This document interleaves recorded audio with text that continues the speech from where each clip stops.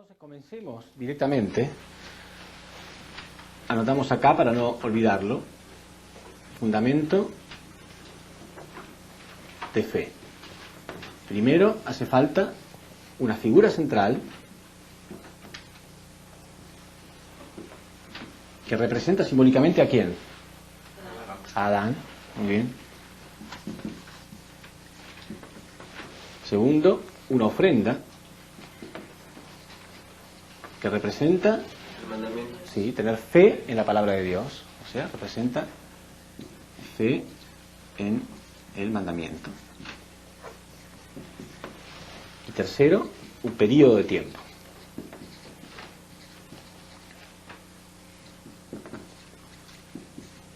Es el fundamento para recibir al Mesías. Es el fundamento que debe establecer este linaje para poder recibir al Mesías, para que Jesús pudiera nacer sin pecado original, dijimos. Si se logra este fundamento de fe, recién pasa al próximo, que se llama fundamento de sustancia, donde hay una persona en la posición de Adán y una persona en la posición de Lucifer. Entonces Dios ya quería establecer este fundamento durante la historia lo antes posible. Y según se logre este fundamento, Dios entonces puede enviar al segundo Adán. Entonces vamos a ver que esta persona, la posición de Lucifer, tiene el deseo de recibir el amor de Dios en forma directa, igual que Lucifer, y no aceptar con humildad a esta persona como intermediario. Bueno, entonces primero, después de que Eva cayó, Dios intentó hacer este fundamento con el mismo Adán. Sin embargo, Adán también fracasó y ya Dios no podía utilizar a Adán mismo como figura central. Una vez que Adán fracasó, él ya no era el seno del bien, no era solamente la morada de Dios, ya era el templo de Dios y de Satanás. Había una contradicción, como vimos, ¿no? Contradicción entre la mente original y la mente caída. Entonces, Satán trabajaba a través de su naturaleza caída. Adán ya tenía naturaleza caída también. Pero por supuesto también tenía naturaleza original,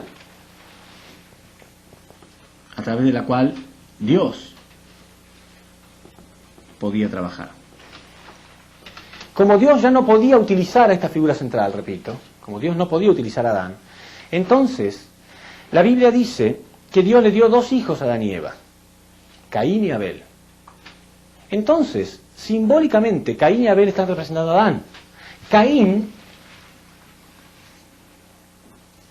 representa la naturaleza caída de Adán y Abel representaba la naturaleza original. Quiere decir que Dios entonces podía trabajar más a través de Abel y Satán podía trabajar más a través de Caín. Bueno, como ellos dos estaban en la posición de Adán, estaban simbolizando a Adán mismo, entonces se cumple el primer requisito, una figura central que representa a Adán. ¿Qué le va a pedir Dios a la figura central, dijimos? Una ofrenda, ¿sí? Ustedes ya tienen que ir entendiendo. Dios apenas toma la figura central, lo primero que le pide es que realice la ofrenda. Sí, la Biblia dice claramente que Caín y Abel tuvieron que realizar una ofrenda a Dios. Y ellos realizan la ofrenda. Quiere decir que ellos cumplen con esta parte. Ellos cumplen con esto. Quiere decir que el primer fundamento se logra muy fácilmente. Esto muestra que ellos tenían deseo de volver del lado de Dios. Tenían deseo de volver del lado de Dios. Entonces, ¿ahora qué hace falta? Aparte de ellos cumplen la ofrenda en el tiempo en que Dios se lo pidió. Entonces, ¿qué hace falta ahora? Un fundamento de sustancia. Donde había una persona, dijimos, debía haber una persona en la posición de Lucifer, este es Caín, y una persona en la posición de Adán, que es Abel. Y ahora sí, viene el fundamento de sustancia. Si ellos logran esto, ellos están deshaciendo de su naturaleza caída, están haciendo algo en contra de su naturaleza caída. En pocas palabras, están ¿qué? Purificando. Si se purifican, están más del lado de Dios. Entonces, si ellos hubieran logrado victoriosamente este fundamento, Dios podría haber hecho que quizá algún descendiente de ellos o un próximo hijo de Adán y Eva puedan nacer ya sin pecado, porque ellos ya hicieron el fundamento para separarse de Satán. Y ese hijo sin pecado podría haber sido el Mesías sin mucho trabajo. O sea, un Mesías con donde tiene que restaurar, en vez de tener que restaurar un mundo entero, ni siquiera tiene que restaurar una nación, ni siquiera una sociedad, una simple familia nada más. Ven cómo Dios es flexible. Aun cuando Eva cayó, todavía tenía esperanza de que Adán pudiera cumplir. Aun cuando Adán también cayó, tenía esperanza de que la familia pudiera cumplir. O sea, Dios es flexible. Pero ya van a ver que hay fracaso tras fracaso, hasta que recién después de 4000 años llega Jesús. Y ya su trabajo era muy difícil, porque tenía que restaurar el mundo entero. Bueno, de todos modos continuemos con esto, para ver que la fórmula es verdadera, para que vean cómo esta fórmula se repite constantemente. Dios quiere enviar al Mesías en esta misma familia, rápido, que se establezca el fundamento de fe y el fundamento de sustancia rápido. Entonces, como Caín está en la posición de Lucifer, Lucifer no podía recibir el amor en forma directa.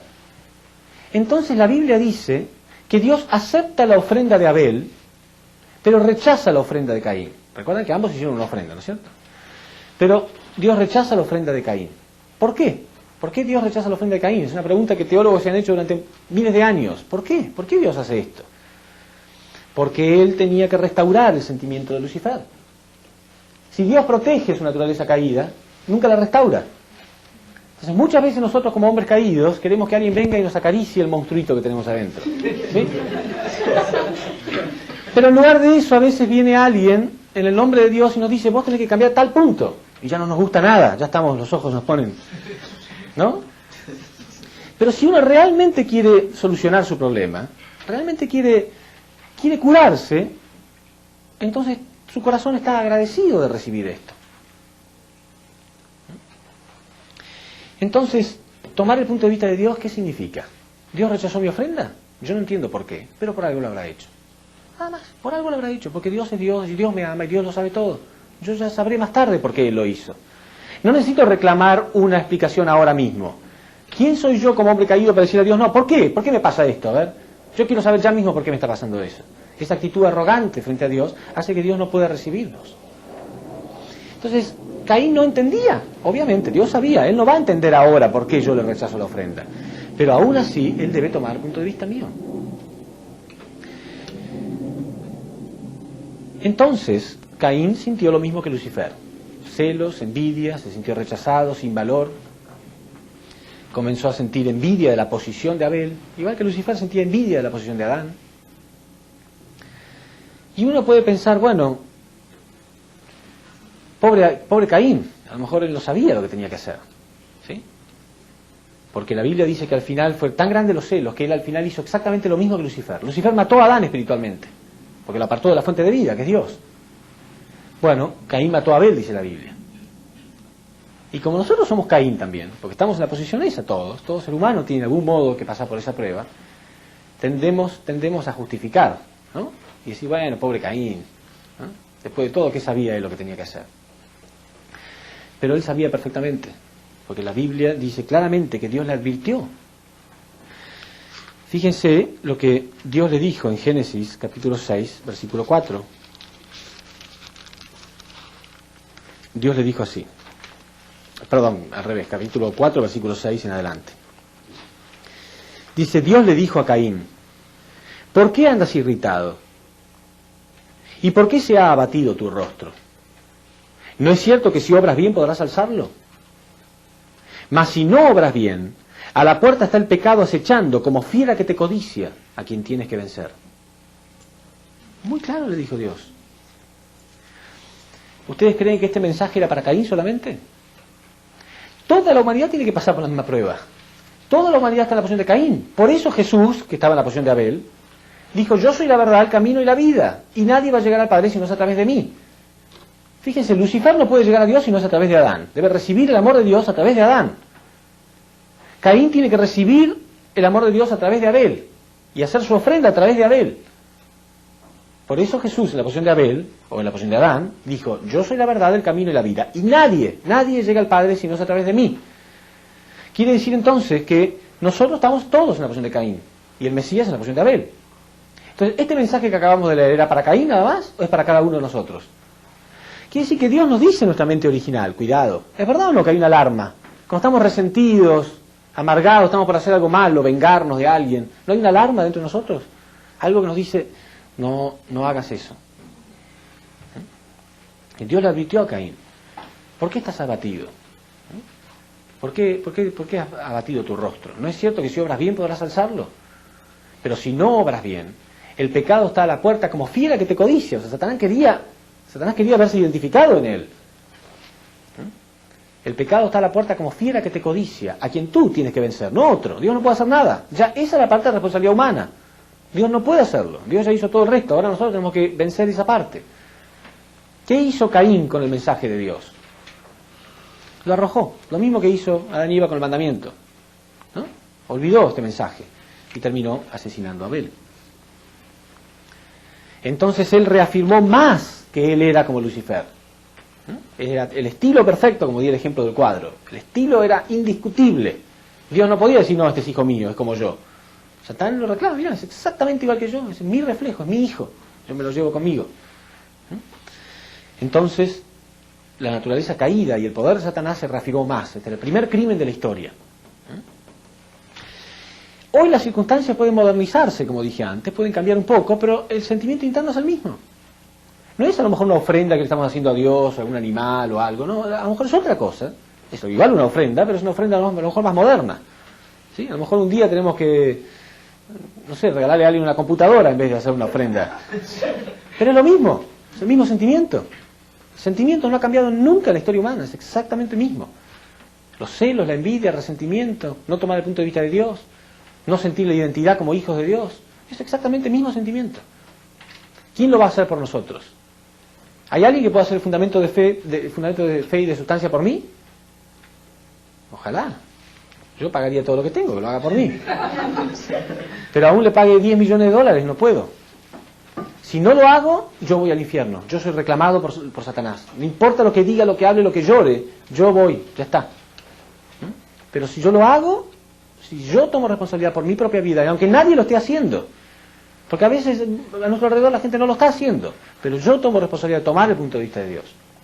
Bueno, entonces, Caín no hizo esto, asesinó a Abel, y entonces Dios no pudo enviar al Mesías en esta época. Todo fracasó. En su lugar, Dios quería continuar el linaje. Quería continuar el linaje todavía. Pero no podía continuarlo a través de Caín, porque Caín había sido invadido totalmente por Satán. Y que Abel había muerto. Entonces dice la Biblia que Dios le tuvo que dar un tercer hijo, Set, semejante a Abel, dice la Biblia, para sustituir a Abel. Y Set significa sustituto, justamente. Entonces, a través de eso Dios quiere continuar el linaje.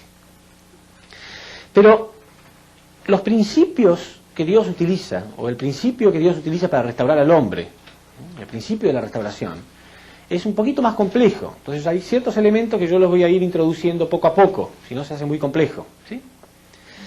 Yo dije que Dios es flexible. Si Dios no fuera flexible, ante el primer error se quiebra todo el universo, porque todo el universo lo creó para el hombre fracasa y se pierde toda la voluntad de Dios y no hay más solución.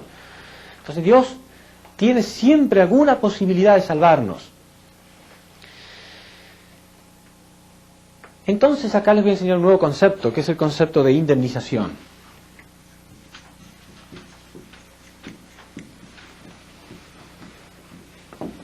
Indemnización. ¿Qué significa indemnización? Muchas veces la indemnización está aparejada con algún sufrimiento, algún precio que tenemos que pagar. Pero en realidad indemnización es una inmensa bendición de Dios. A veces cuando vamos a comprar algo nos parece caro, ¿no es cierto? Pero menos mal que tiene un precio por lo menos. Hay ciertas cosas en la vida que no se pueden comprar. Por más caro que sea, no lo puede comprar. Quiere decir que si algo nos parece caro, tenemos que decir, bueno, pero por lo menos tiene un precio. Por lo menos algún día puedo pagarlo. Entonces la indemnización es igual.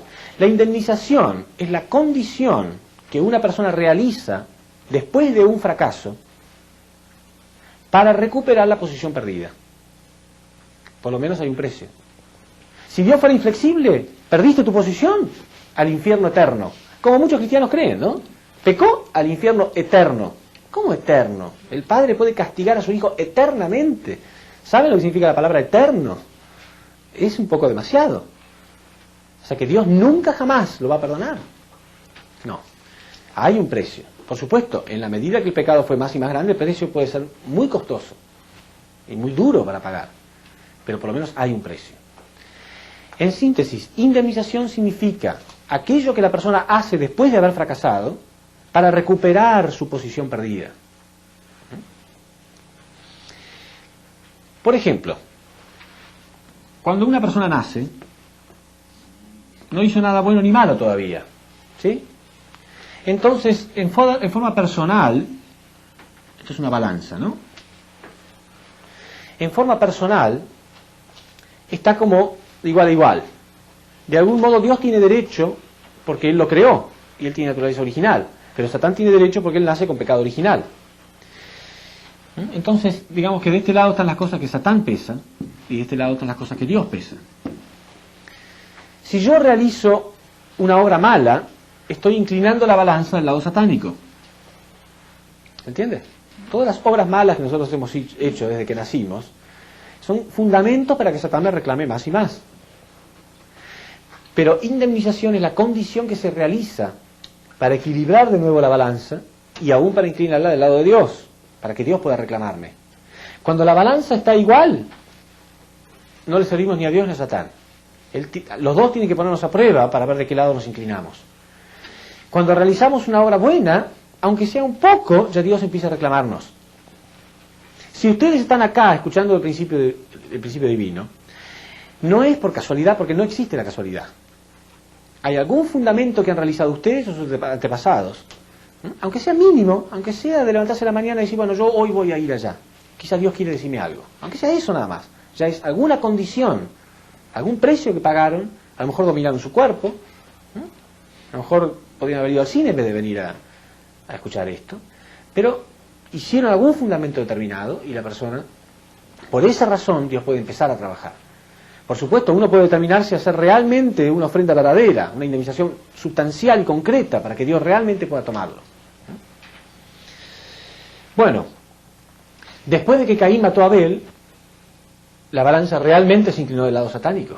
La humanidad estaba realmente desequilibrada, realmente volcada hacia un lado equivocado. Entonces Dios tenía que hacer que se pague una indemnización para él poder volver a continuar, volver a comenzar su providencia. Es muy claro en la Biblia que Dios utiliza la indemnización a través del número 40. Durante la historia providencial que vemos en la Biblia, el número 40 aparece constantemente después de un fracaso. Grandes personajes de la historia, como Moisés, Jesús, tuvieron que ayunar 40 días. Después de un fracaso, ya sea propio o de otras personas, ellos, como eran figuras centrales providenciales, tenían que pagar una indemnización a través del número 40. El número 40 representa separación de Satanás, separarse de Satanás, volver a inclinar la balanza del lado de Dios.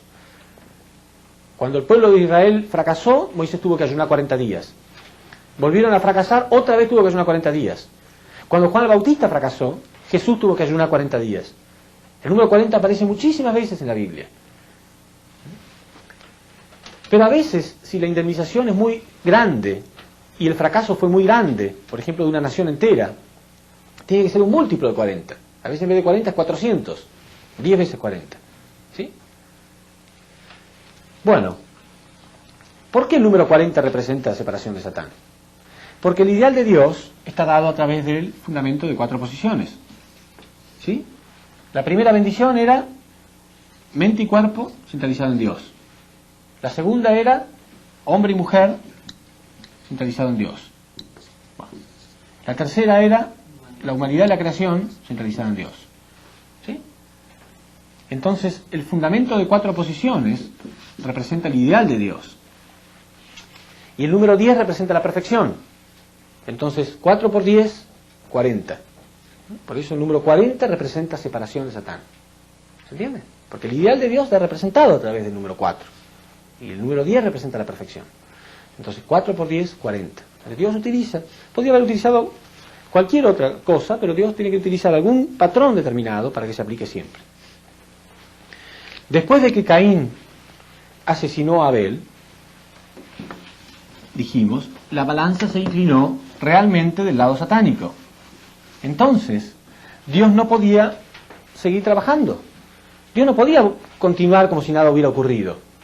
Entonces, dice la Biblia, que hasta que Dios envió su próxima figura central, pasaron 1600 años. 1600 años. Y 1600 es igual a 40 por 40. Ahí está el número 40. 40 por 40 es igual a 1600. Entonces, durante 1600 años bíblicos, Dios no pudo enviar ninguna figura central, no hay ninguna providencia, no hay ningún salvador, no hay mensajes, nada, Dios no podía hacer nada. Satanás tuvo derecho a dominar al hombre durante todo ese largo periodo. Por lo tanto, obviamente fue el periodo más oscuro de la historia humana, muy oscuro. La Biblia habla de que cosas terribles ocurrían en aquella época. Los hombres hasta tenían relaciones sexuales con animales, era lo más bajo, el hombre había caído aún más bajo que los animales. Muy, muy bajo, dominado realmente por Satanás. Y Dios no podía hacer nada. ¿Se imaginan lo difícil que fue para Dios, en el medio de ese mundo, encontrar alguna persona que fuera justa? Entonces, después de 1600 años, Dios elige a Noé. Entonces, Noé estaba en la posición de figura central. ¿Sí? ¿Qué le va a pedir Dios a la figura central? Una ofrenda. Es siempre igual, ¿no es cierto? Sí. Una vez que esa ofrenda es realizada en el periodo de tiempo determinado, recién puede pasar el fundamento de sustancia. Todo igual. O sea que, en pocas palabras, Dios va a volver a intentar lo mismo que intentó en la familia de Adán, lo va a volver a intentar en la familia de Noé. Bueno, por esa razón Noé tenía dos hijos principales, que eran Sem y Cam, porque estaban en la posición de Caín y Abel respectivamente, y un tercer hijo que se llamaba Jafet, pero que no tenía ninguna función providencial, porque estaba simplemente en la posición de Set. Set era solamente un sustituto, dijimos. Entonces el tercer hijo, Noé, Jafet, también estaba en la posición de Set, no tenía una función providencial. La verdadera función providencial la tenían Sem y Cam, porque ellos sí estaban en la posición de Caín y Abel, respectivamente. ¿Se entiende? Bueno, pero primero lo primero.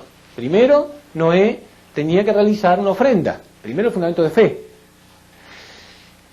Entonces, este sí que era un verdadero fundamento de fe. Porque fíjense ustedes que muchas veces la indemnización se realiza casi simbólicamente. O sea, la indemnización, porque Dios es muy bondadoso, puede ser pagada a un precio menor.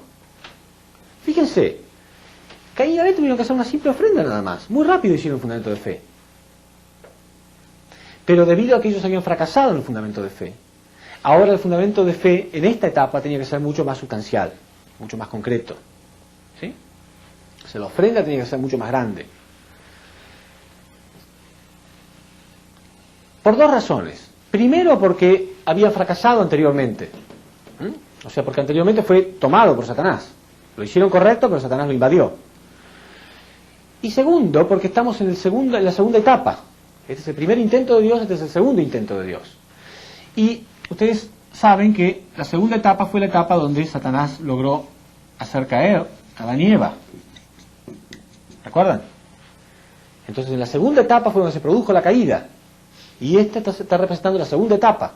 Por eso el fundamento de fe tiene que ser mejor construido, más sólido, más concreto. No podía ser algo simple nada más. ¿Se entiende? Bueno, entonces, ¿qué le va a pedir Dios a Noé? Algo muy extraño.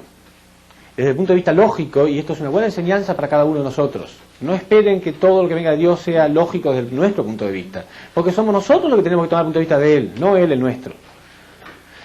Entonces, Dios le pide a Noé que arme un barco, un arca, en una montaña. Porque va a haber un diluvio muy grande.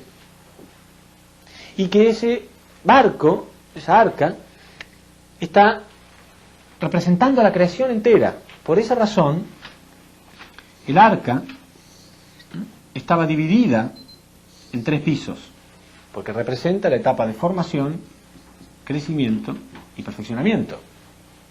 Pero él tenía que armar esta arca en una montaña, donde no había agua. Y tenía que colocar dentro del arca macho y hembra, una pareja de cada especie animal. Porque, repito, está representando la creación. Todo el arca está representando la creación. Bueno, Noé construyó el arca y tardó ¿cuánto? 120 años.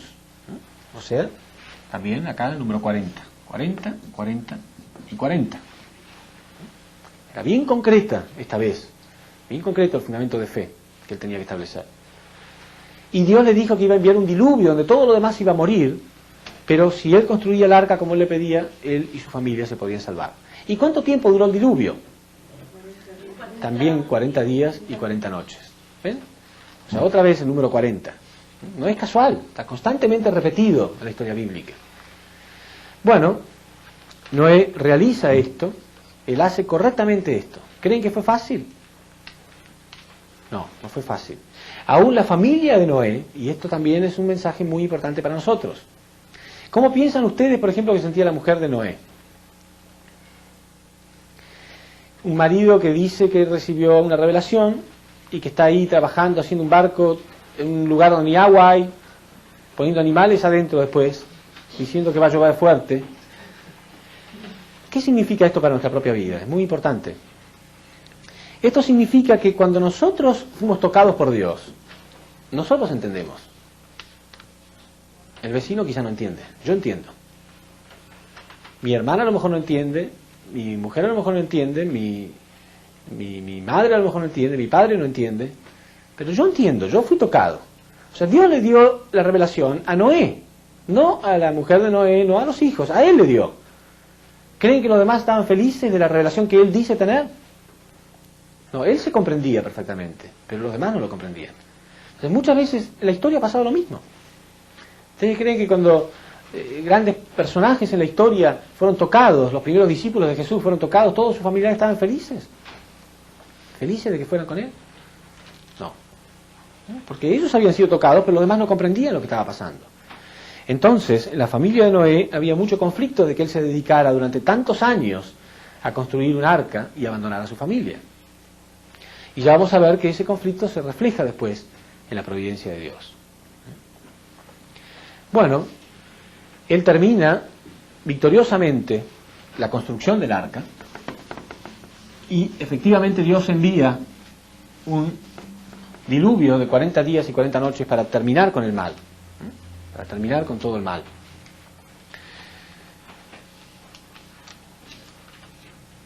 La Biblia dice entonces que en el arca había un ave de rapiña que giraba alrededor del arca, ¿sí? O sea, en el momento mismo en que Noé terminó el arca, hizo la ofrenda correctamente, el ave de rapiña giraba alrededor. Y la Biblia dice que el ave de rapiña representa a Satanás. ¿Qué significa esto simbólicamente? Significa que cuando nosotros hacemos la ofrenda correctamente y hacemos el fundamento correcto, Satanás tiene que apartarse. O sea, Noé largó el ave de rapiña y el ave de rapiña tuvo que salir del arca. Esto está simbolizando cuando yo hago el fundamento correcto, Satanás tiene que apartarse de mi vida, sí o sí.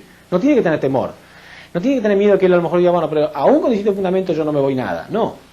Él tiene que apartarse de nuestra vida. No hay problema. Si uno conoce la fórmula, no hay problema. Entonces, Noé hizo el fundamento correcto y Satanás tuvo que apartarse. Bueno. Ahora, ¿qué viene? Si el fundamento de fe fue realizado en el periodo de tiempo correcto, porque ven que estaban las tres etapas, ¿no? 40, 40 y 40, que representaba el periodo de crecimiento, fue realizada la ofrenda en el tiempo correcto, ahora viene el fundamento de sustancia. ¿Sí? Bueno. Pero acá Dios pone a prueba a Cam, por dos razones. Porque en el fundamento de sustancia, la persona en la posición de Adán tiene que estar realmente unida a Dios. ¿Sí? Si Adán no estuviera unido a Dios, ¿qué sentido tiene que Lucifer se una a él para recibir el amor de Dios? Si Abel no está unido a Dios, ¿qué sentido tiene que Caín se una a Abel? ¿Se entiende? Entonces, Noé está representando a Dios. Noé está representando a Dios. ¿Por qué? Porque el arca representaba la creación. Y él hizo el arca. Es decir, que él representa a Dios. Dios trabaja a través de esta figura central. Entonces, si esta persona no puede estar unido a través del instrumento de Dios. Era bien claro que Noé era un instrumento de Dios. Porque mientras todo fue, a través del diluvio fue destruido, ellos se dieron cuenta que realmente Noé no estaba mintiendo cuando estaba hablando de que vendría un diluvio.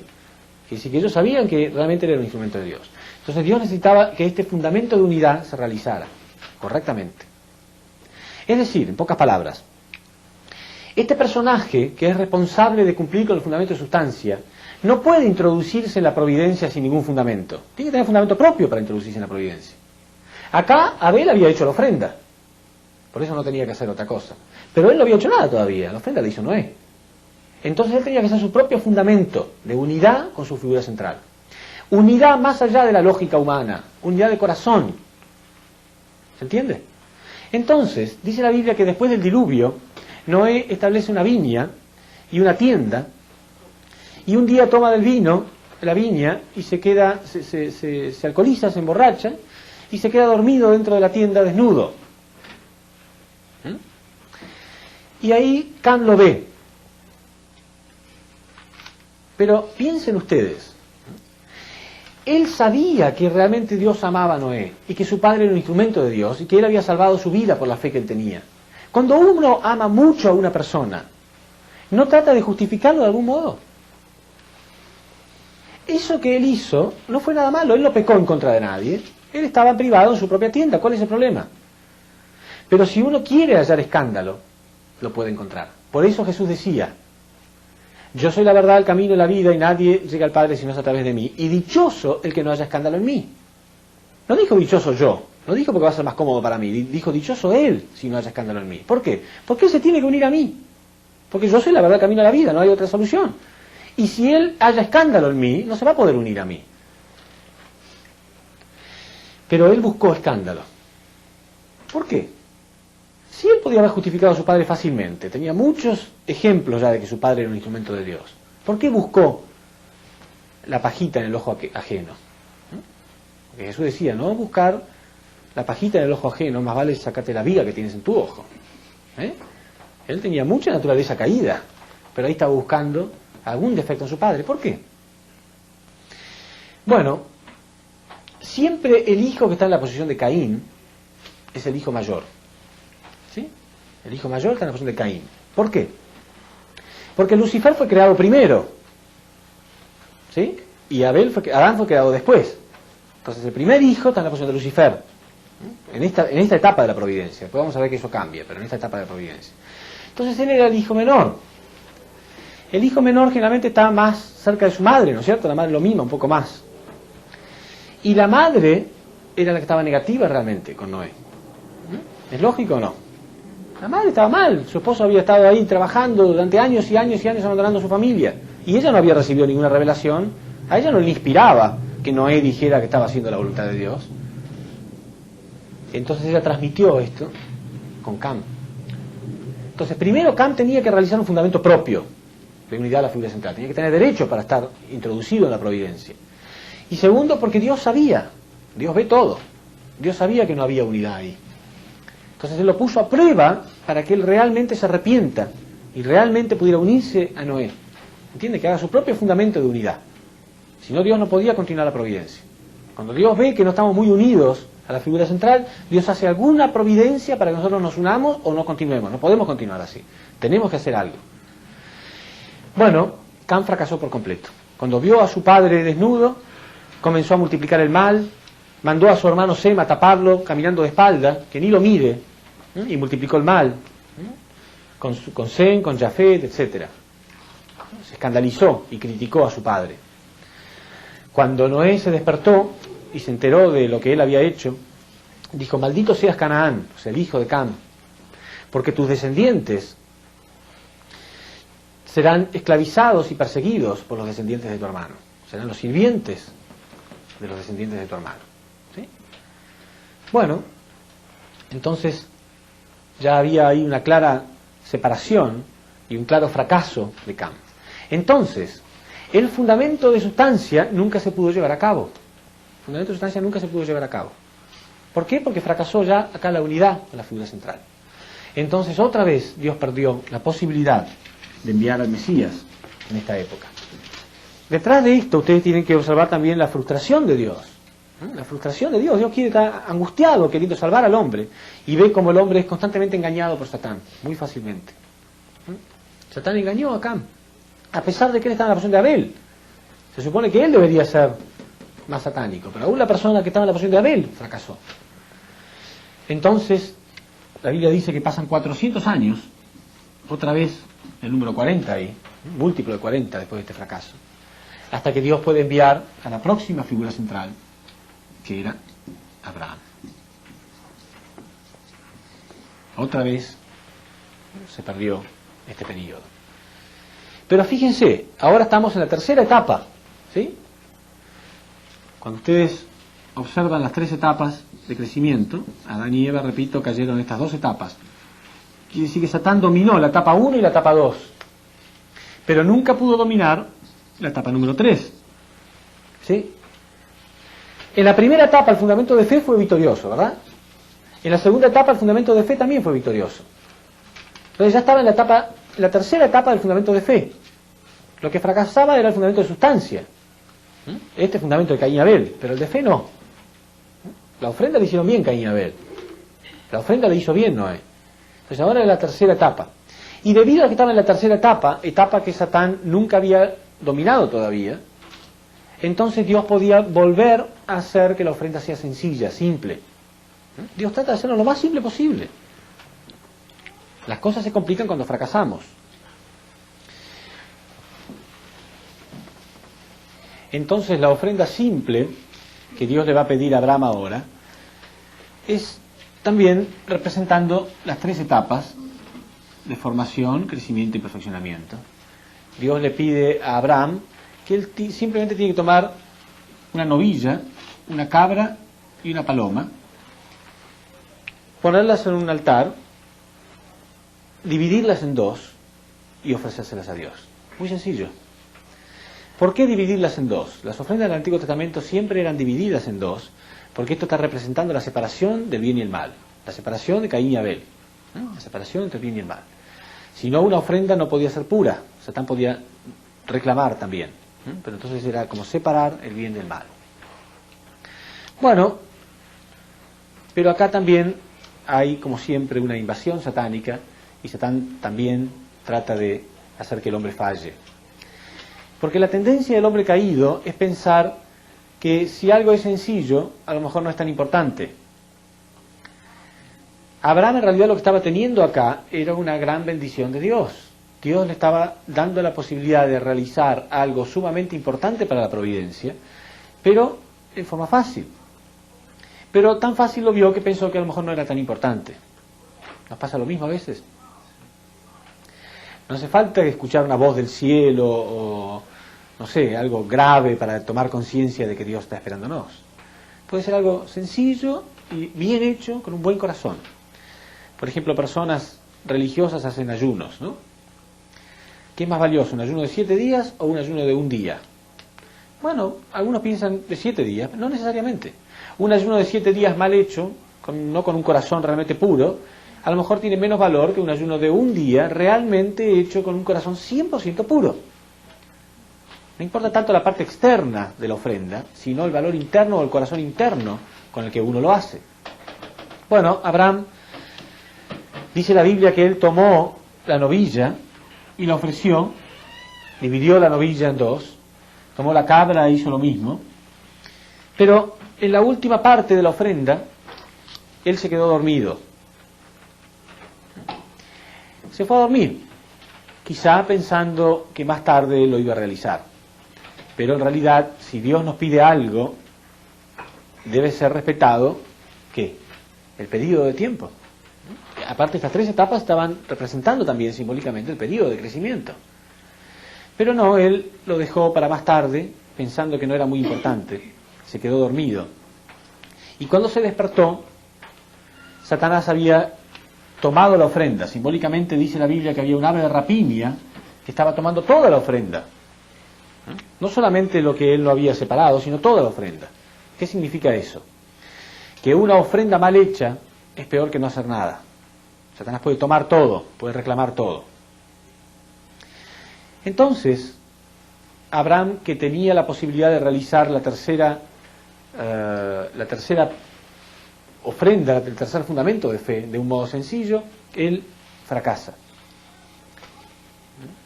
Entonces, ahora, ¿qué va a ocurrir? Ustedes ven en cada etapa de la providencia que cuando hay un fracaso, Dios no puede continuar. Automáticamente viene el periodo de indemnización y Dios tiene que esperar que pase ese periodo hasta la próxima etapa. Si fracasa también, viene el periodo de indemnización y tiene que esperar hasta la próxima etapa. Pero como esta era la etapa número 3, que repito, es la etapa que Satán no había invadido todavía, la etapa número 3, entonces Dios puede hacer una providencia especial en esta etapa. Puede volver a dar una oportunidad en esta misma etapa. Y que esos 400 años se paguen, sí, pero más tarde. Dios posterga esos 400 años para ser pagados más tarde. Entonces, cuando Abraham se despierta, Dios les dice, por haber fracasado, tus descendientes tendrán que sufrir 400 años de esclavitud en una tierra extranjera. ¿Se entiende? Claro, si nosotros nos ponemos a pensar desde un punto de vista sin el principio divino, como mucha gente le ha pasado, parece muy extraño. Porque imagínense un Dios, ¿no? Ahora nosotros entendemos la voluntad de Dios. Dios estaba tratando de que este periodo fuera pagado más tarde para aprovechar las circunstancias en esta etapa y lograr un fundamento victorioso en esta etapa. ¿Se entiende, no? Pero si no tuviéramos el principio divino no lo entenderíamos. Y como mucha gente hizo durante miles de años de historia, es leer las etapas bíblicas separadas unas de otras, como si no tuvieran nada que ver. Entonces, yo leo esta parte. Un Dios todopoderoso, dueño del universo, se encapricha con una palomita, y porque este hombre no se lo ofrece, él castiga, y no castiga al que cometió el error, sino que castiga a sus descendientes, que no tienen nada que ver. Y no con un día o dos de castigo, sino con 400 años de esclavitud. Entonces uno cierra la Biblia y dice, no puede ser. Dios no, si Dios es así, entonces yo no quiero tener nada que ver. Y a mucha gente le pasó eso en nuestra historia. Leyendo historias separadas unas con otras parece que no tuviera nada que ver. Pero el principio divino es la revelación más profunda que Dios ha dado y nos explica completamente cuál es su voluntad. En realidad lo que Dios estaba dando es una bendición acá. Él quería, a pesar de que había un fracaso, quería dar una nueva oportunidad ahora. Ya van a ver por qué. Y estos 400 años lamentablemente hay que pagarlos igual, porque Satán reclama, pero pueden ser pagados más tarde. ¿Se entiende? ¿Se entiende bien? Si no tuviéramos el principio divino, sacamos conclusiones raras. ¿Por qué Dios se encapricha así por una palomita? ¿Por qué le importa tanto? No, la palomita no importaba. Lo que importaba era la ofrenda, el fundamento de fe, el corazón que Dios pudiera reclamar a este hombre del lado satánico para su lado. Entonces, como todas las figuras centrales, vimos tenían dos hijos principales en la posición de Caín y Abel, ¿verdad? Entonces, Abraham también tenía dos hijos principales. Uno era Ismael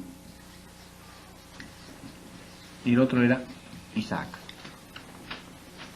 Y les quiero contar un poquito la historia acá, para que vean cómo Dios trabaja y puedan interpretar más la voluntad de Dios. Porque al principio,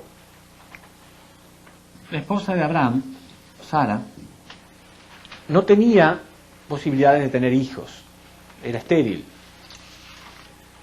Sin embargo, en su vejez, cuando ya es mucho más difícil todavía, Dios hizo el milagro de que Sara deje de ser estéril y tenga hijos. Entonces uno puede preguntarse, bueno, ¿por qué hizo esto Dios? Si va a hacer el milagro, ¿por qué no lo hizo antes? Pero es muy interesante cómo Dios trabaja. Porque la Biblia dice que Abraham quería tener su descendencia, y como su mujer no podía tener hijos, entonces Sara le permite a Abraham tener un hijo con una de sus esclavas. Y así nace Ismael. Quiere decir que Ismael era hijo de Abraham, pero no de Sara. Y después de esto, Dios hace el milagro de que Sara pueda tener hijos. Entonces uno se pregunta, ¿por qué no lo hizo antes? ¿Por qué tuvo que haber nacido este hijo ilegítimo? Pero es muy clara la respuesta, ¿no? Ahora les explico. Después él tiene, ¿no? Dios le revela que va a tener un hijo verdadero, legítimo, y así nace Isaac. Porque fíjense acá, es obvio que en el fundamento de sustancia, Isaac está en la posición de Caín, Ismael en la posición de Caín, e Isaac en la posición de Abel. Caín está en la posición de Lucifer, ¿sí? Y Abel en la posición de Adán. Lucifer se sentía como hijo de Dios, ¿sí? Antes de que Dios creara. Pero cuando Dios creó a Adán, ahí Lucifer se dio cuenta que él no era un hijo legítimo, que él era el verdadero hijo de Dios. Él era un sirviente y sintió celos y envidia. Y dijimos que Dios prepara a una persona en la posición de Lucifer que va a pasar por las mismas pruebas. ¿Se acuerdan? Sí. Va a pasar por las mismas pruebas. Entonces, Dios estaba pasando a Ismael por la misma prueba. Él se sentía al principio hijo legítimo, no había ningún problema, hasta que después iba a entender que él no era hijo legítimo, él era el hijo de la sirvienta, de la esclava.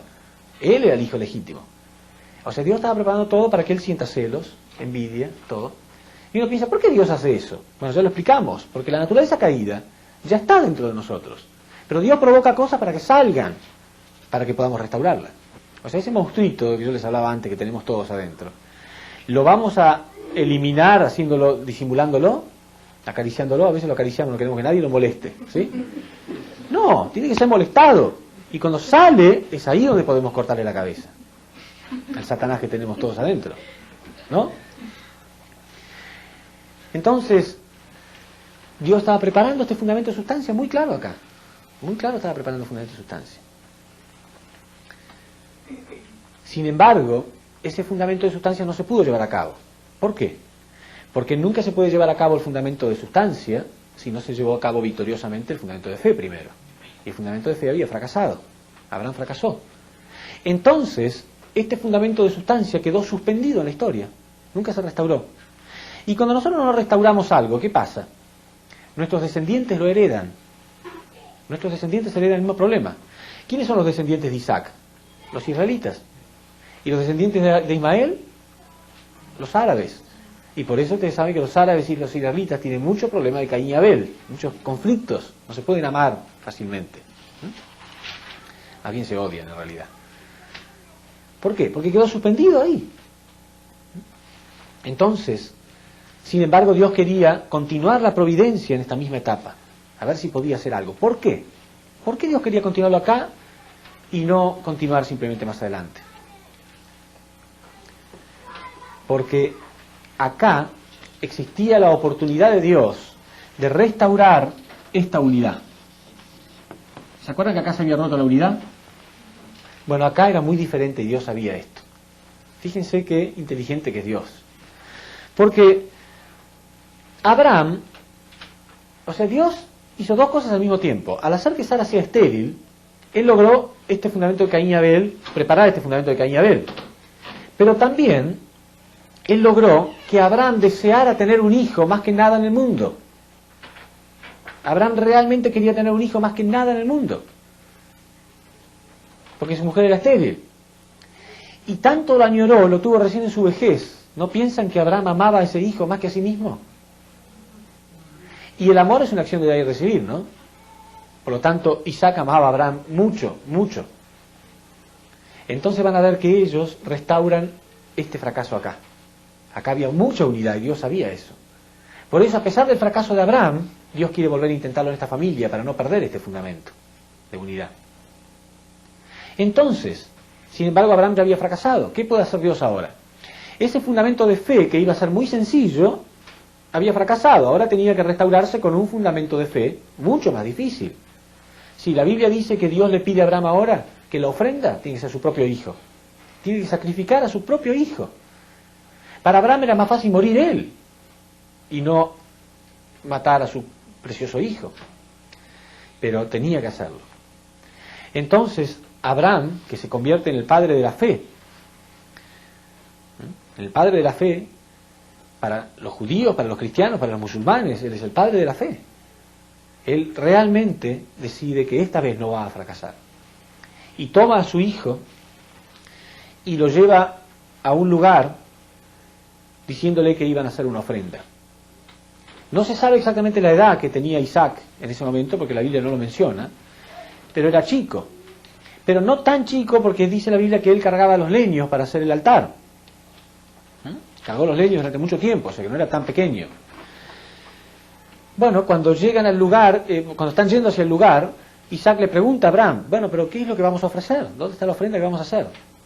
Y Abraham estaba tan angustiado y tan triste que no quería ni hablar. Solamente le contestaba, Dios proveerá, y nada más. Cuando llegan al lugar, Isaac mismo ayuda a hacer el altar para las ofrendas. Y ahí Abraham lo toma y lo pone arriba del altar. Y ahí Isaac comprende que él es la ofrenda. No hay ninguna parte en la Biblia que diga que Isaac empujó a su padre o quiso salir corriendo o lo llamó loco. No. Él se unió, él se dio cuenta que él era la ofrenda y él estaba dispuesto a unirse a su padre hasta la muerte. ¿Entienden? Por eso repito aquella frase tan sabia de Jesús que dijo, aquel que esté dispuesto a perder su vida no la perderá, pero el que la quiera guardar la va a perder. Porque en el momento en que Abraham estaba sacrificando a Isaac era como matarse a sí mismo, porque él amaba a Isaac más que a sí mismo.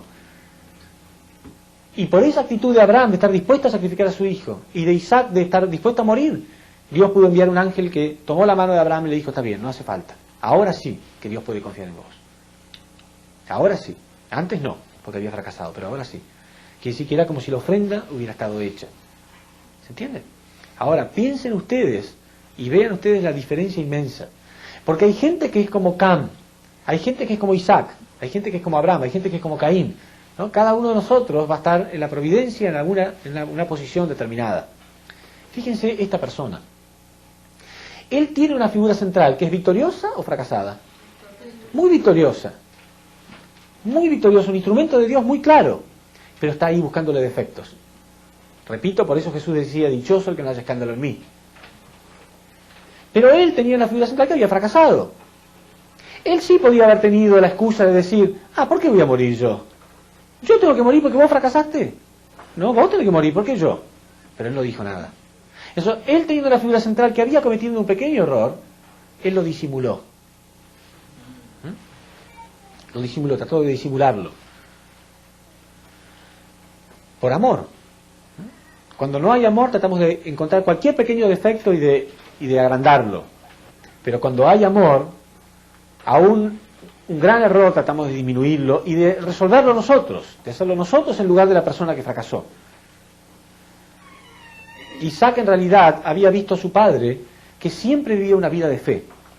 Cuando Isaac vio que después del fracaso Abraham estaba muerto en vida, después de que le fracasó en cortar la paloma, él estaba como muerto en vida, porque él amaba a Dios. Recuerden que él es el padre de la fe. Y él se sentía totalmente fracasado. Entonces él, que tenía una unidad tan grande de corazón con su padre, sentía que su padre estaba muerto en vida. Y su padre ya no hablaba más de Dios ni de hacer ninguna ofrenda porque había fracasado.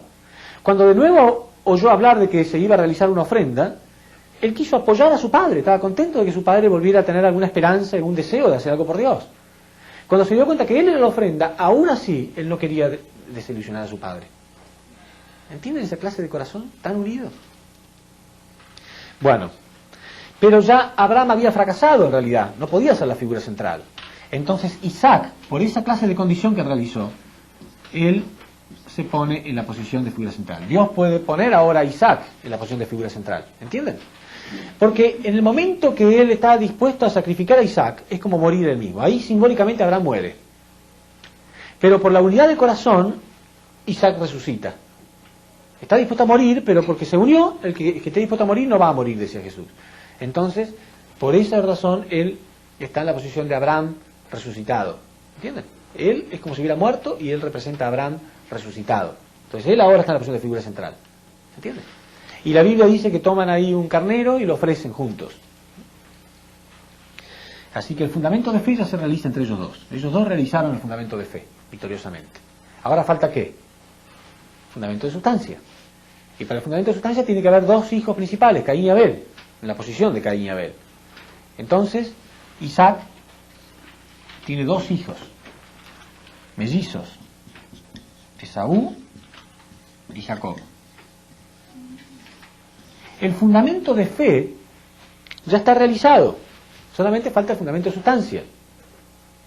Pero antes de realizar este fundamento de sustancia, dijimos que esta persona tenía que establecer una condición personal. ¿Se acuerdan? Abel había hecho la ofrenda él mismo. Cam tenía que unirse a su padre. Isaac se unió a su padre. Ahora él tenía que hacer un fundamento especial.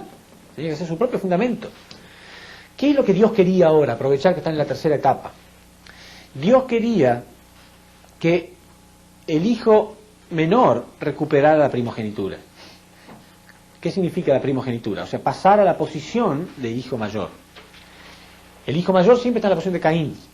Y eso era grave, porque cuando el padre moría, el hijo mayor hereda la posición de jefe de familia. No es que se hereda todo por igual. El hijo mayor hereda la posición de jefe, pero el hijo mayor está en la posición satánica, Caín. Y Esaú era un verdadero Caín, ya lo vamos a ver. Era vago, mentiroso, falso, ya lo vamos a ver. Entonces, también hay un misterio en la Biblia muy grande, que nosotros podemos revelar muy claramente ahora. Porque la Biblia dice que antes que nacieran Jacob y Esaú, estaban en el vientre de la madre, y Dios amó a Jacob y odió a Esaú. ¿Cómo puede ser? ¿Por qué? Todavía no habían nacido, no habían hecho nada, quiere decir que Dios tiene prejuicios. Pero está muy claro, ¿no? Que lo que se refiere es a la posición. Caín, la posición de Caín, la posición de Abel. Caín representa a Lucifer, Satanás, y Abel representa el lado de Dios. O sea, eso es lo que se refiere a la Biblia. Antes de que nacieran, él ya estaba destinado a estar en la posición del lado del mal y en la posición del lado del bien. O sea, no es a la persona en sí a la que Dios está odiando o amando, sino a la posición que ellos representan. ¿Se entiende? Está muy claro. Dice, antes de haber nacido ya Dios amó a Jacob o odió a Esaú. Muy claro. No es que Dios odie a ninguna persona, no tiene que malinterpretarlo, sino la posición del mal, el lado del mal. Dios desprecia el lado del mal, ama el bien. Él representaba el lado del mal, él representaba el lado del bien. Bueno, pero esto tenía que cambiar. Jacob tenía que, de algún modo, heredar la primogenitura. Por eso, desde el momento mismo en que nacen, dice la Biblia, ya hay como una lucha. Parece que va a salir uno primero, después sale el otro. Entonces, un día, viene Esaú, estaba muy cansado, había ido a cazar y no había logrado cazar nada, y cuando llega encuentra a Jacob que estaba cocinando un guiso de lentejas. Entonces le dice, bueno, dame de comer, por favor. Y Jacob le dice, ya, bien claro como Dios influenciaba, trabajaba a través de él, porque él sentía el deseo de tener la primogenitura, y le dice, yo te voy a dar de comer si tú me lo cambias por tu primogenitura. Entonces Esaú dice, sí, está bien. Y Jacob, conociéndolo, le dice, no, yo quiero que me lo jures. No así nomás. Y Esaú dice, bueno, está bien, te lo juro. Bueno, entonces él come el guiso. Lo cambia por su primogenitura. Pero, claro, Esaú era realmente Caín. Realmente estaba al lado del mal. Entonces olvida rápidamente su juramento. Pasan los años y cuando el padre está cerca de morir, era tradición que él tomara al hermano mayor y lo bendijera como heredero de la familia, como que él va a recibir la posición de padre. Entonces llama a Esaú y le dice que lo va a bendecir. Ya él estaba anciano, inclusive se estaba quedando ciego. Dios hizo este milagro también, ya vamos a ver por qué. Él estaba casi ciego. Entonces, la madre de ambos, que fíjense ustedes qué prueba clara de que Esaú realmente era Caín, porque la madre no lo amaba, la propia madre no lo amaba. La madre amaba a Jacob. La madre no quería que él llegara a ser jefe de familia. Entonces la madre escucha que Isaac le va a dar la bendición a Esaú y le dice a Jacob, no, yo quiero que vos te disfraces de tu hermano, te pongas las ropas de tu hermano y vayas y te presentes a tu padre que está medio ciego, no te va a reconocer. Y Jacob dice, no, pero mi hermano es velludo, peludo, y yo soy lampiño. Inclusive Esaú significa velludo. Y tiene miedo. La madre le dice, no, yo quiero que vos vayas, traigas 2 de nuestros corderos, y yo te voy a pegar la lana del cordero. Cuando tu padre toque, va a sentir el pelo, y va a pensar que eso es tu hermano Esaú. Y aparte ponete las ropas de tu hermano, cuando él te bese, va a oler el olor de tu hermano, y va a creer que sos él. Entonces Jacob tiene temor, pero se une a lo que la madre dice. Y cuando llega, al principio habla un poco Jacob, entonces Isaac duda, siente que la voz es la de Jacob, no la de Esaú. Pero le pide que se acerque y que lo bese, y cuando siente el olor de Esaú y lo toca, cree que es Esaú y lo bendice. Algunos piensan, bueno, ¿por qué hizo esta trampa Jacob? Pero él no hizo ninguna trampa, su hermano había prometido esto, había jurado esto ya. Pero él era bien claro que no iba a cumplir. Y era importante para Dios, importante para la providencia de Dios. Entonces él estaba influenciado por Dios en realidad. Bueno, pero ¿qué pasa? ¿Cuál es la condición común entre Caín y Abel, que Caín siempre quiere matar a Abel, ¿no es cierto? Lucifer mató a Adán, Caín mató a Abel, entonces siempre el lado del mal quiere destruir el lado del bien. Entonces, ¿qué piensan ustedes que sintió Esaú cuando se enteró que su hermano le había quitado la primogenitura? Él llega, pide la bendición de su padre, y ahí su padre se da cuenta y dice, ¿cómo? Acabo de dar la bendición. Entonces ahí se dan cuenta de que Jacob había tomado la bendición, y Esaú le dice, no, bendíceme a mí igual. E Isaac dice, no, una vez que di la bendición, no puedo quitarla. Entonces él se enfurece y decide ¿qué? Decide matar a Jacob. Y ahí la madre de ambos escucha esto, y le dice a Jacob que su hermano lo quiere matar, que tiene que escapar a las tierras de Labán, que era un tío que ellos tenían, hermano de su madre. ¿Pero por qué? Porque se supone que para establecer el fundamento de sustancia, Caín y Abel tienen que unirse, no escaparse. ¿Pero por qué Dios permite que primero se escapen? Ya vamos a ver esto, muy profundo, muy profundo. Jacob se escapa a las tierras de su tío Labán, ¿saben por qué? Por varias razones, mucho simbolismo hay detrás de esto que voy a explicar. Primero porque hay una separación de 21 años. Durante esos 21 años, Dios hace un trato con Satán en realidad. Dios no es el mero enfrentamiento entre dos hermanos, es el enfrentamiento entre el bien y el mal, es el enfrentamiento entre el odio y la verdad, entre el odio y el amor, perdón. Entonces, Dios trabaja con Jacob durante 21 años. Dios trabaja, lo acompaña durante 21 años, lo llena de su amor. Pero durante esos 21 años, Satán trabaja con Esaú y lo hace más resentido. Después de 21 años, generalmente cuando a nosotros nos pasa algo, si pasan 21 años a lo mejor nos olvidamos de ese algo, ¿no es cierto? Bueno, pero después de 21 años él estaba más resentido, no menos, ni siquiera igual, más resentido, ya lo vamos a ver. Después de 21 años él logra inclusive organizar un ejército de 400 hombres para atacar a su hermano y su familia. Para organizar un ejército de 400 hombres no es sencillo, ¿no? Hay que pagarles su salario, hay que convencerlo que tiene que ir a pelear, de que pueden morir. No es fácil, hay que tener mucho resentimiento, ¿no? Bueno, él hizo esto. Imagínense cuánto había crecido su resentimiento. ¿Por qué? Porque Dios había permitido esto. Satán puede trabajar a través de él con odio, yo puedo trabajar a través de Jacob con amor. Porque este no es el mero enfrentamiento entre dos hermanos, sino el enfrentamiento entre la verdad, entre el amor, entre el odio y el amor. Históricamente estaba representándose eso. Y aparte, porque durante 21 años, ¿qué se está representando? Ya vamos a ver. Hay un simbolismo muy importante.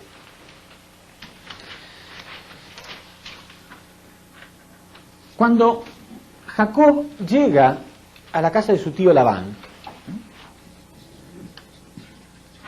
enseguida Jacob conoce a la hija menor de Labán. Labán tenía 2 hijas.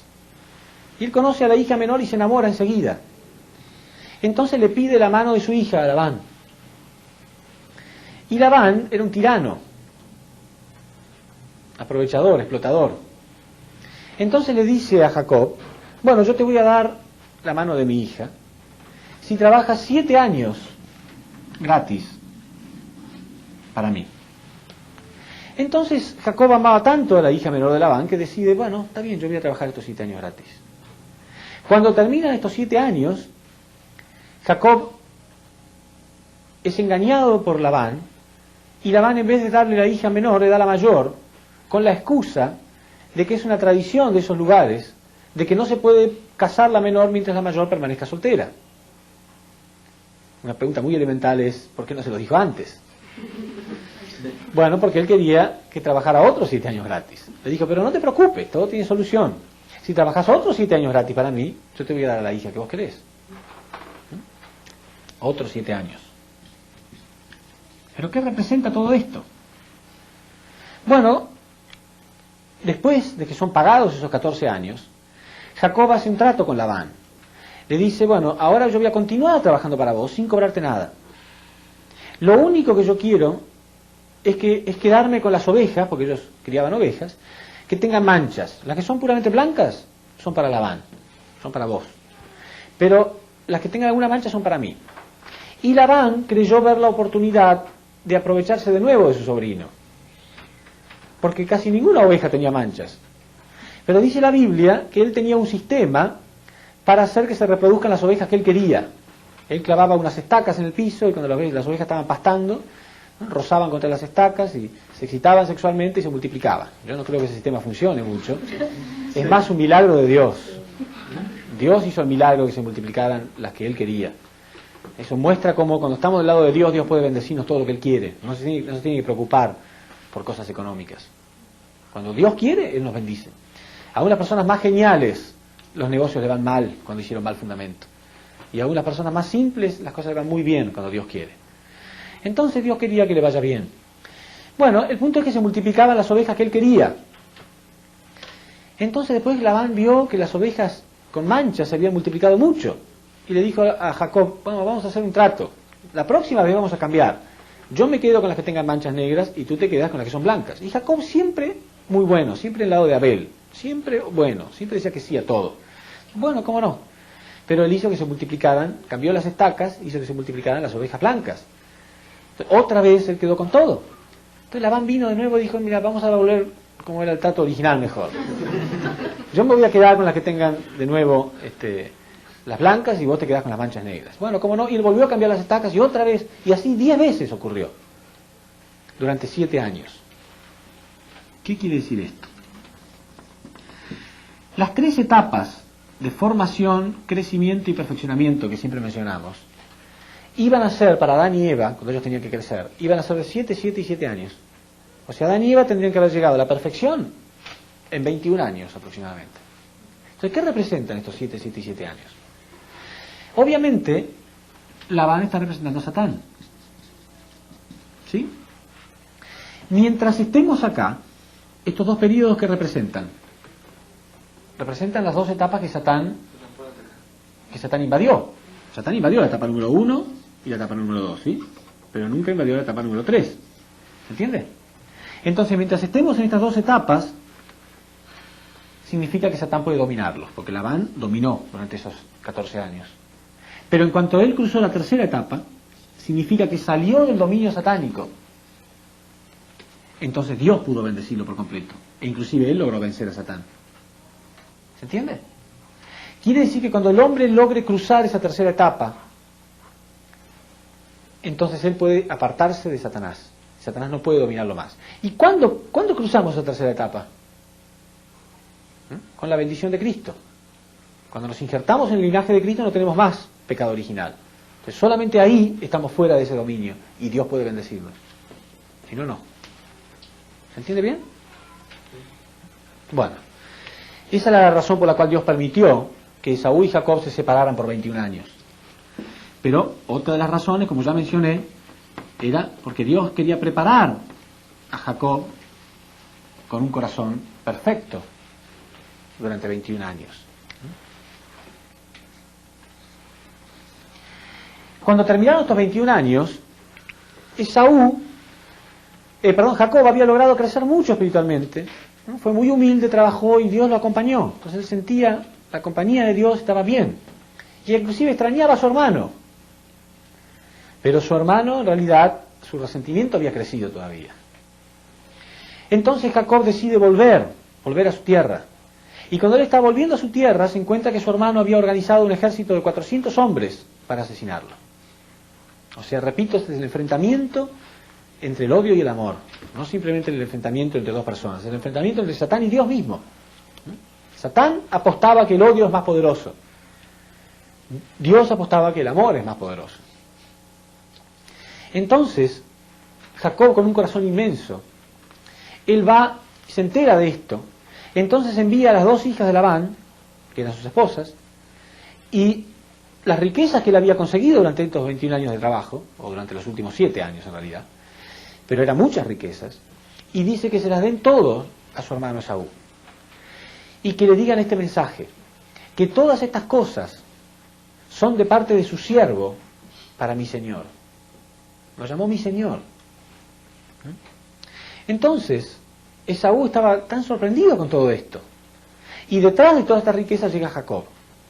Y Esaú le pregunta, ¿qué son estas cosas? Y él se inclina hasta el piso 7 veces y le dice, todo esto de parte de tu siervo, para vos, mi señor. Claro, en el fondo, Esaú sabía que su hermano no había hecho nada malo. No hizo nada malo, él juró que le iba a dar la primogenitura. Y él estaba organizando un ejército para pelear, y él también tenía su gente y su poder. También podía haber peleado por lo que era justo.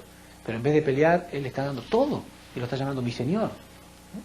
Entonces, frente a semejante humildad, él no sabía cómo responder, y veía que su hermano se inclinaba hasta el piso y lo llamaba mi Señor, y le daba todo. Entonces él no quería más esto, y lo levanta, ¿no? Y lo abraza, y los dos se ponen a llorar.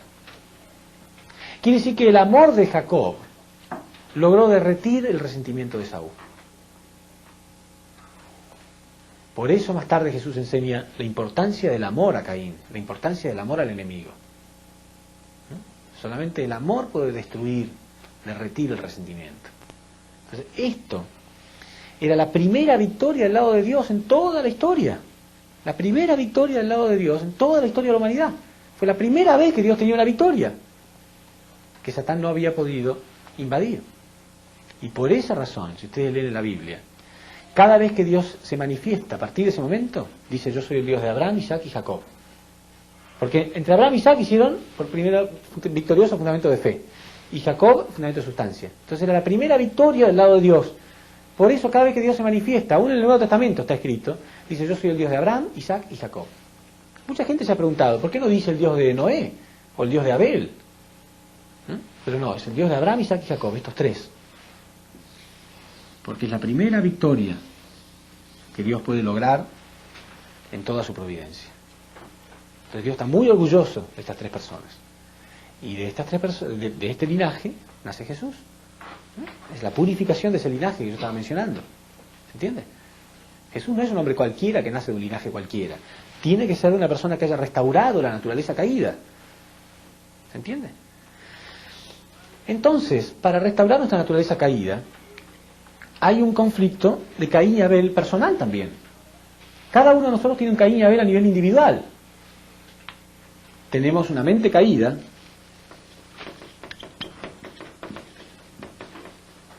que está del lado del mal y una mente original que está del lado del bien. Y siempre Caín quiere matar a Abel, ¿verdad? Entonces, cuando nosotros sentimos que tenemos ganas de hacer algo bueno, ¿no hay una parte que quiere apagar eso? ¿Sí?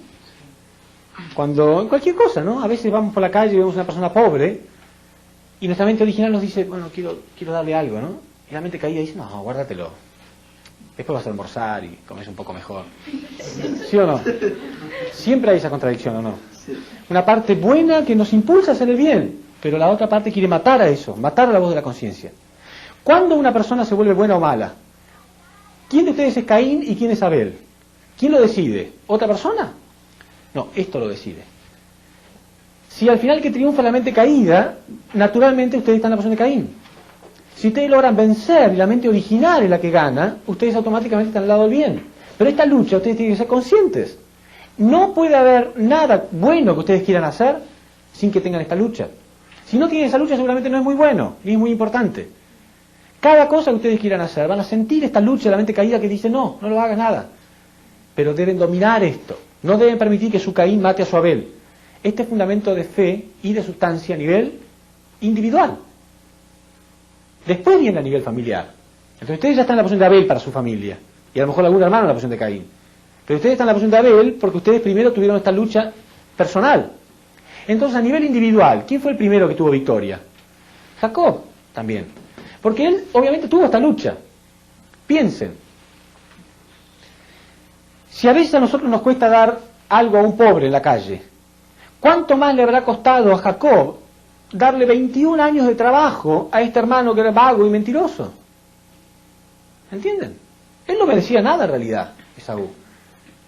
Si a nosotros nos cuesta dar, repito, una moneda, ¿ustedes le regalarían a un pobre un mes de su salario?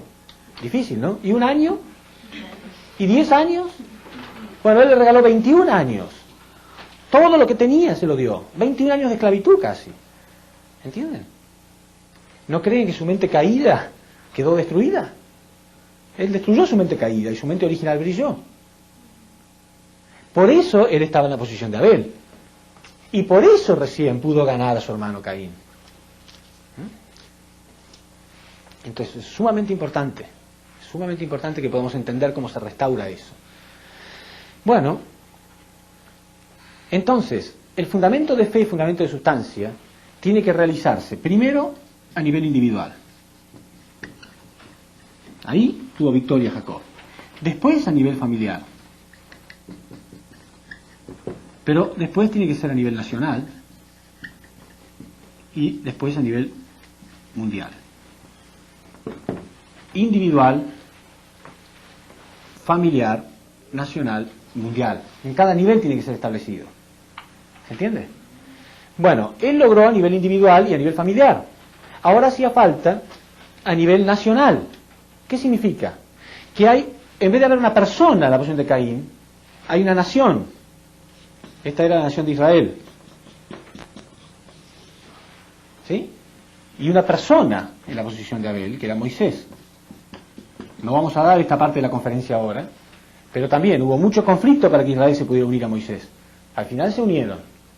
Entonces, después de que se unieron, recién puede pasar a nivel mundial. Entonces está el mundo en la posición de Caín y Jesús, el Mesías, en la posición de Abel. Ahora piensen, vean esto. La parte que está en la posición de Caín siempre quiere destruir a la parte que está en la posición de Abel. El mal quiere destruir el bien. ¿Pero es la voluntad de Dios? Piensen. ¿Es la voluntad de Dios de que mi mente caída destruya mi mente original?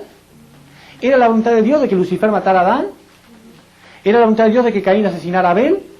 La Biblia dice claramente que Dios le advirtió a Caín que no debía hacer eso. ¿Era la voluntad de Dios de que Israel quisiera matar a Moisés? Si Israel hubiera matado a Moisés, nunca habrían llegado a Canaán y habrían establecido la nación elegida de Dios. ¿Era la voluntad de Dios de que el mundo matara a Jesús? Claro que no. Entonces acá lo vemos muy claro. La tendencia de Caín es matar a Abel, pero no es la voluntad de Dios. Entonces, ¿qué fracasó acá? Dios logró a nivel individual con Jacob, a nivel familiar entre Jacob y Esaú, acá no está, Esaú y Jacob. A nivel familiar logró esto, a nivel nacional también lo logró, y cuando estaba por intentarlo a nivel mundial, que ya es la salvación total, el mundo terminó asesinando a Jesús. ¿Entienden? Entonces fíjense qué claro que es. Cuando acá Caín mató a Abel, ¿qué pasó? Y tuvo que repetirse toda la historia. Hubo que esperar el tiempo de indemnización y repetir la historia, no había otra solución. Cuando acá hubo fracaso, hubo que repetirse la historia hasta que hubo victoria en esta familia. Entonces, cuando hay un fracaso en una etapa, tiene que repetirse la etapa de nuevo. Entonces acá a nivel mundial tiene que volver a repetirse la etapa. Dios tiene que enviar a otras personas y a otra persona a la posición de Abel. Fíjense, Jacob está en la posición de Abel, pero ¿era Abel? No era Abel, es otra persona, pero está en la posición de Abel. Esaú tiene que restaurar el fracaso de Caín. Está en la posición de Caín, no quiere decir que él sea la misma persona.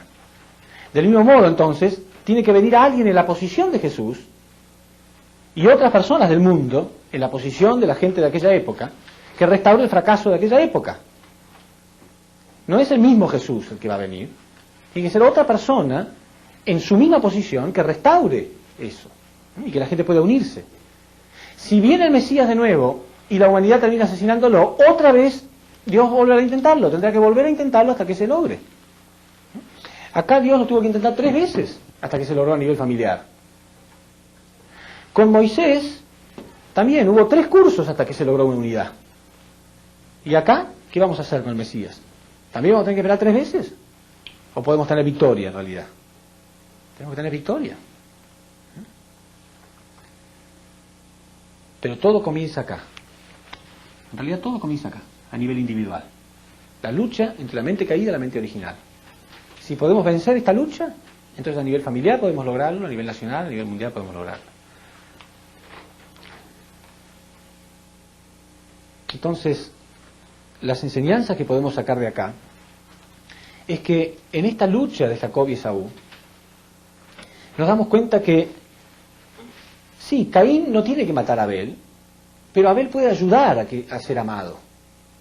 Seguramente Abel era arrogante. Cuando Dios le aceptó la ofrenda a él y rechazó la ofrenda de Caín, A lo mejor Abel fue arrogante, no fue sensitivo a la situación de Caín. Porque ¿cómo se justifica que Caín haya sentido tanto odio, tanto resentimiento? Quiere decir que Abel podía haber sido más humilde, haberlo ayudado a hacer su ofrenda también. Con Lucifer y Adán, lo mismo. Lucifer estaba celoso porque no recibía amor, pero yo imagino a Adán ahí cazando mariposas, descubriendo la naturaleza, sin ni siquiera darse cuenta que Lucifer estaba sufriendo. Quizás si él hubiera sido más sensitivo no habría pasado todo lo que pasó. Pero Jacob descubrió eso. Jacob descubrió ese secreto. Aunque él está equivocado, yo no voy a utilizar la lógica. Porque por lógica, él podría haber utilizado la lógica. Cuando nosotros nos peleamos con el prójimo, ¿qué utilizamos? ¿El corazón o la lógica? Lógica generalmente, ¿no? Pero yo tengo razón, decimos. Pero la razón es muy poca cosa. No importa tener razón o no. Lo importante es tener corazón.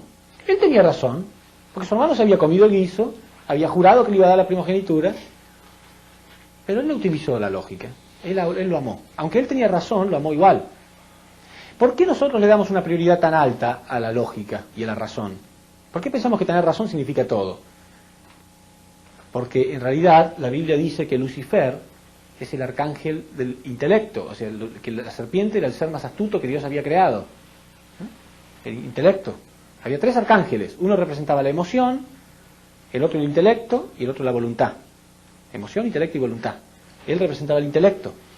Entonces, le damos prioridad al intelecto, ¿o no? Cuando discutimos con alguien, bueno, pues tengo razón. Pero porque yo tengo razón, ¿tengo derecho a destruir toda la providencia de Dios? ¿O de avergonzar a una persona, o de humillarla, o de denigrarla? No. Porque tengo razón, pero no tengo corazón. Entonces, él tenía razón, pero él no utilizó la razón. Él utilizó el corazón. Y por eso pudo derretir el resentimiento de Saúl. Si él hubiera venido con argumentos para demostrar que él está equivocado, peor habría sido. Él no puso argumentos. Entonces, una gran enseñanza. Una gran enseñanza. Nosotros tenemos conflicto con otras personas, olvídense si tiene razón o no. Arrójenla a un lado a la razón. No es tan importante. Lo importante es si tengo corazón o no. Y el corazón puede derretir el resentimiento de nuestros enemigos. Ok, muchas gracias.